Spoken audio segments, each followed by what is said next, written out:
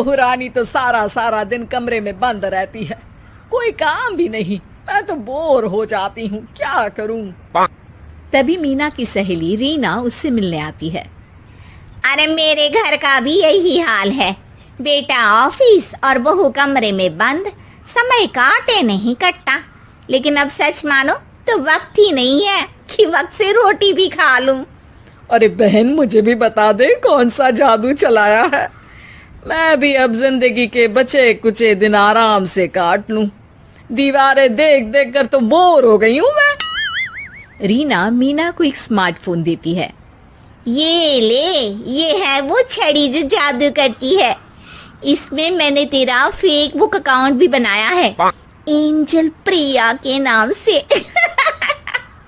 बस अब यहाँ दोस्त बना और सबसे बातें कर। सास को पहले तो उतना समझ नहीं आता है, लेकिन धीरे धीरे वो उसकी आदत डाल लेती है। माँ जी जल्दी से खाना खा लीजिए, मुझे थोड़ा काम है। अरे तू जा, मैं खा लूंगी, अभी वक्त नहीं है।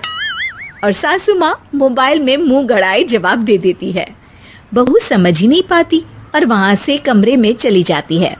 अचानक सास को किसी प्यारी पिंकी की फ्रेंड रिक्वेस्ट आती है।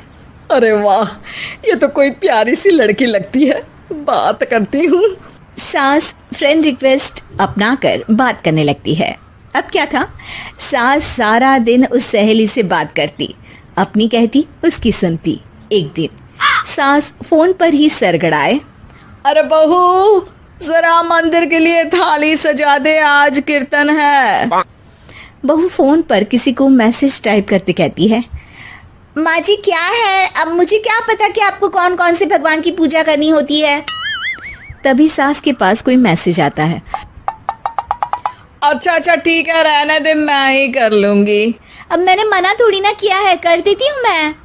अब मैंने भी बोला ना कि थोड़ी देर में बात करती हूँ, तो मैं ही कर लेती हूँ, तू जा अपने कमरे में। बहू वहां से चली जाती है। सास मंदिर पहुंचती है और मंदिर की सीढ़ियों पर बैठकर सास फोन पर लिखती है, अरे मेरी बहू सारा दिन अपने कमरे में बैठी रहती है। वहां से रिप्लाई आता है, मैं आपकी बहू को तो जानती नहीं हूँ, लेकिन हाँ एक बात है, हो सकता है आपने उसे ताने दिए होंगे या फिर उसका दिल दुखाया होगा। ऐसा करने पर बहुओं का मन ससुराल से हट जाता है। याद रखिए, बहू और बेटी में फर्क होता है। सास घर जाती है और बहू से बड़े ही प्यार से बात करती है, उसके लिए खाना बनाती है, उसे गिफ्ट में साड़ी भी देती है। जिसके बाद अगले दिन, माँ जी चलिए, आज मैं भी आपके साथ मंदिर चलती हूँ, आते वक्त भोले भैया के गोलगप्पे खाकर आएंगे। अरे हाँ बहू, ये तो अच्छा है, चलो। सास मन में सोचती है कि उसकी फेसबुक वाली दोस्त कितनी अच्छी है। उसके समझाने से उसे उसकी बहू वापस मिल गई। वो बहू को अपनी दोस्त के बारे में बताने का सोचती है, लेकिन फिर चुप हो जाती है। बहू फोन पर टाइप करती है, मेरी सास मुझे नौकरानी समझती है, एक गिलास पानी तक खुद नहीं लेती। मन तो करता है कि बोल दूं, मैं बहू हूँ, कोई नौकरानी नहीं। वहां से रिप्लाई आता है, देखो तुम्हारी सास को तो मैं भी नहीं जानती, लेकिन वो बुजुर्ग होंगी, पूरा जीवन उन्होंने घर गृहस्थी चूल्हा चौका में निकाल दिया। और फिर तुम ये भी मत भूलो कि जिस पति पर तुमको इतना गर्व है, उसे भी शिक्षा उन्होंने ही दी है। तो जिसने तुम्हें इतना दिया, क्या तुम उनकी थोड़ी सी सेवा नहीं कर सकती?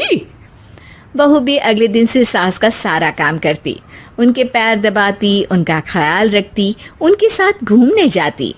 एक दिन सास, बहू ये लो मेरा हीरे का हार, पहले तो सोचा था कि अपनी बेटी को दूंगी, लेकिन आज जब मेरे हाथ पैर में दर्द था तो तुम मेरा साथ दे रही थी।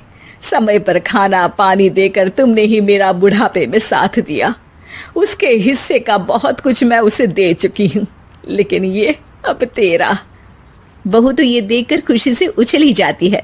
वो सास को गले लगाकर कहती है, माँ जी आज सच में बहुत अच्छी है, भला हो उस एंजल प्रिया का जिसने मुझे आपसे वापस मिलवा दिया, वरना मैं तो हमेशा आपको गलत ही समझती। मैं तो सोचती थी काश वो एंजल प्रिया मेरी सास होती। क्या नाम लिया बहू? एंजल प्रिया तेरी फेसबुक फ्रेंड है? हाँ माँ जी, वो बहुत अच्छी है। उन्होंने ही मुझे बताया कि सास की कीमत क्या होती है। अरे बहू, कहीं तू प्यारी पिंकी तो नहीं? जी माँ जी, मैं ही हूँ प्यारी पिंकी। क्यों? सास बहू को गले लगाकर कहती है। मैं भी यही सोचती थी कि काश प्यारी पिंकी मेरी बहू होती। शुक्रिया बहू। सासू माँ, शुक्रिया तो हम दोनों को फेसबुक और सोशल मीडिया का करना चाहिए, जिसने हम दोनों को एक दूसरे से दिल से मिला दिया। अब तक दोनों को समझ आ गया था कि जो खुशी वो बाहर ढूंढ रहे थे, सच में तो वो उनके घर में ही थी।